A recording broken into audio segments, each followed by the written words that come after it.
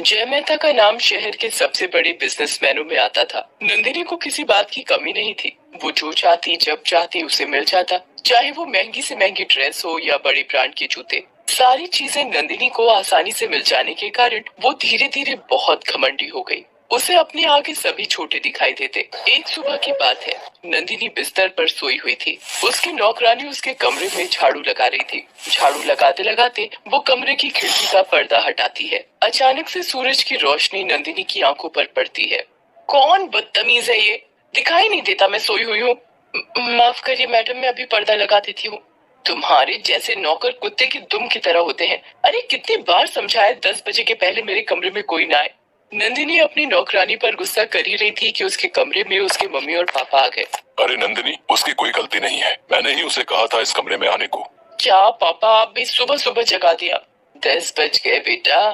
अच्छा सुनो, जरा बाहर तो आओ। बाहर? उसके बाद जय मेहता अपनी बेटी नंदिनी को अपने बड़े से बंगले के गेट पर ले जाते हैं। वहाँ लाल रंग की एक बहुत ही महंगी और शानदार कार खड़ी होती है। नंदिनी उसे देखकर उछल पड़ती है और अपने पापा को गले लगा लेती है। Happy birthday Nandini, many many happy returns of the day. Thank you papa, thank you thank you thank you thank you thank you. I love you. शाम को नंदिनी के लिए बहुत बड़ी पार्टी रखी जाती है। शहर के बहुत सारे रईस उस पार्टी में आते हैं। नंदिनी की कॉलेज की बेस्ट फ्रेंड पूजा, दिव्या और अबिका भी उस पार्टी में आई होती है। नंदिनी उनसे हंसी मजाक में बिजी होती है। तभी एक वेटर उधर से गुजरता है जो मेहमानों के लिए कोल्ड ड्रिंक्स लेकर जा रहा होता है। नंदिनी अपने दोस्तों को देखकर आंख मारती है और जानबूझकर उसके पैरों में अपनी टांग अड़ा देती है। वो बेचारा नीचे गिर जाता है। Sorry ma'am, sorry ma'am. Sorry my foot. क्या करूं मैं तुम्हारी सॉरी का? मेरी पूरी पार्टी खराब कर दी तूने।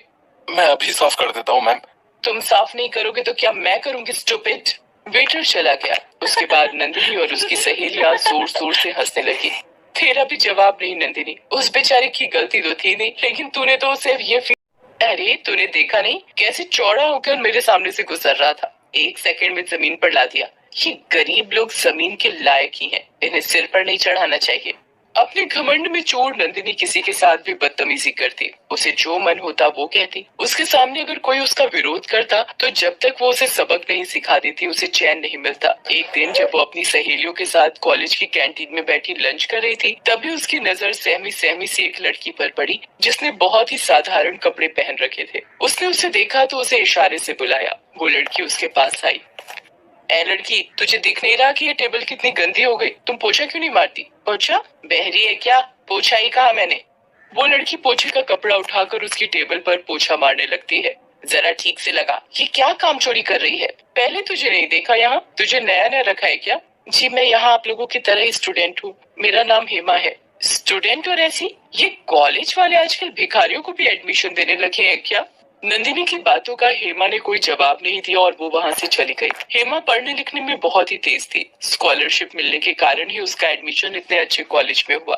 नंदिनी को यह सब बर्दाश्त नहीं होता था। उसे जब भी मौका मिलता वो हेमा का मजाक उड़ाने का कोई मौका नहीं छोड़ती। एक बार कॉलेज में एक बड़ा फंक्शन था। सब लोग बेहतरीन से बेहतरीन कपड़े पहन कर आए थे, लेकिन हेमा के पास तो कुल मिलाकर 3 जोड़ी ही कपड़े थे। वो उसे ही बदल बदल कर पहन कर आती थी। उस दिन भी वो अपने साधारण कपड़ों में ही आई।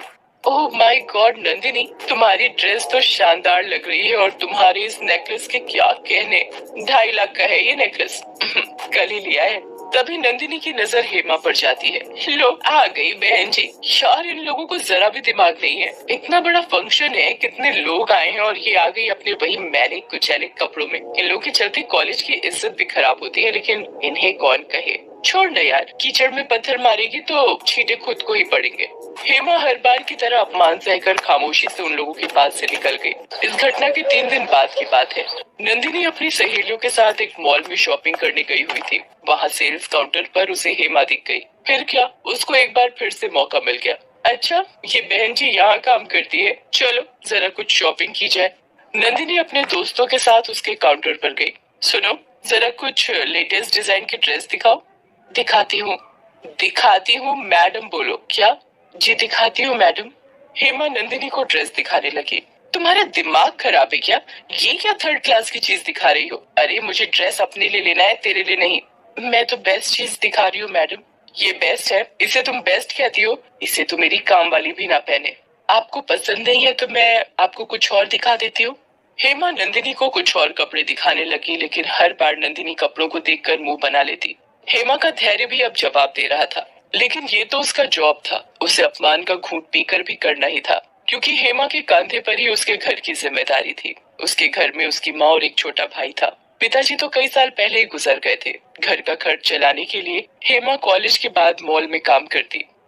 मैडम, मैंने आपको सारे फ्रेश स्टॉक दिखा दिए, लेकिन आपको कोई पसंद नहीं आ रहा। आप एक बार क्लियर करिए ना कि आपको कैसी ड्रेस चाहिए, तो मेरा काम आसान हो जाएगा। मतलब तुम इतनी देर से टाइम पास कर रही हो मेरे साथ? अभी तक तुझे पता ही नहीं है कि मुझे कौन सी ड्रेस चाहिए। देखो, तुम्हारे जैसे दो कौड़ी के लोगों के लिए समय की कोई कीमत नहीं होगी, लेकिन मेरे लिए तो है। रुको, अभी मैं मैनेजर से तुम्हारी शिकायत करती हूँ। Manager, manager. नंदिनी ने मैनेजर से हेमा की शिकायत कर दी। मैनेजर ने भी हेमा का पक्ष जाने बिना और नंदिनी का रुतबा देखते हुए उसे ही वार्निंग दे दी, लेकिन नंदिनी का मन इससे कहां भरने वाला था।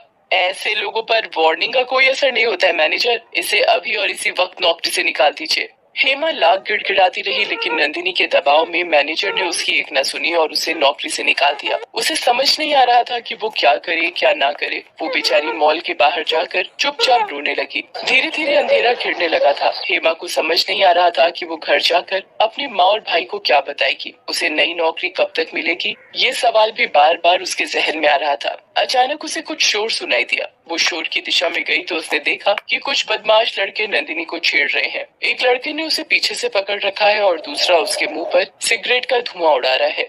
बड़ा घमंड है चोरी तुझे, है? अभी तेरा घमंड मिट्टी में मिलाता हूँ। असल में उन लोगों की कार की टक्कर नंदिनी की कार से हो गई थी। नंदिनी उन लड़कों पर भी अपनी हेकड़ी दिखाने लगी। वो सभी शराब के नशे में थे। उसने नंदिनी के साथ बदतमीजी शुरू कर दी। हेमा ने ये सब देखा तो उससे रहा नहीं गया। उसने पत्थर उठाया और एक लड़के के सिर पर दे मारा। नंदिनी उसकी गिरफ्त से छूट गई। नंदिनी, तू भाग यहाँ से। इन शोधों को मैं अभी मजा चखाती हूँ।